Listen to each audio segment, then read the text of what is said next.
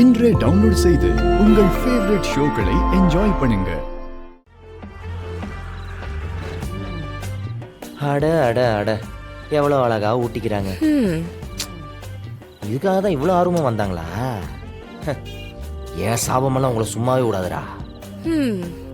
அந்த பொண்ணு கொடுத்து வச்சவ. நடுராத்திரியில பானிபூரி கேட்டா கூட வாங்கி கொடுக்கற அளவுக்கு ஒரு நல்ல லவர் கிடைச்சிருக்காரு. இங்கதான் அப்படி எதுவும் இல்லையே. ஏய், நீ என்ன கேட்டு நான் செய்ய முடியாதுன்னு சொல்லியிருக்கேன்.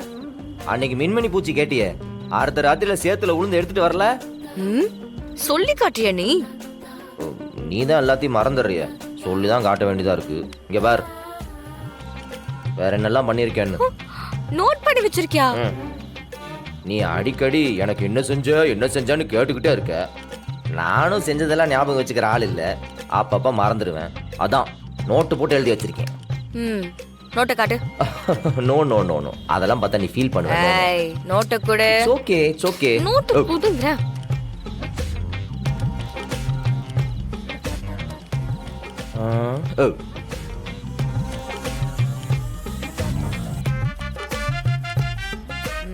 நோட் எடுக்காம வந்துக்கலாமோ?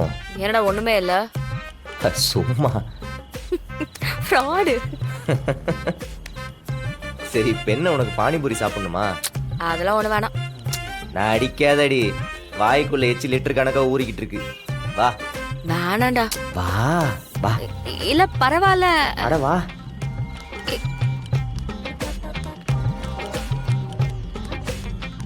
பையா வாங்கோ சார். இந்த நேரத்துல பானிபூரி கடை போட்டிருக்கியே, அப்படி என்னடா வியாபாரம் ஓடிற போதுன்னு ஒரு செகண்ட் யோசிச்சேன். ஆனா நீ சரியான வியாபாரத்துக்கு தான் கடையை போட்டிருக்க.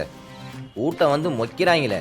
சார், நம்ம கடை பானிபூரி சாப்பிடு சார். நம்ம கடையில பானிபூரி சாப்பிட்டா லவ் செட் ஆகாதவங்களுக்கு கூட லவ் செட் ஆயிடும் சார். கல்யாணம் ஆனவங்களுக்கு சீக்கிரம் குழந்தையும் பிறக்கும் சார். அதானே.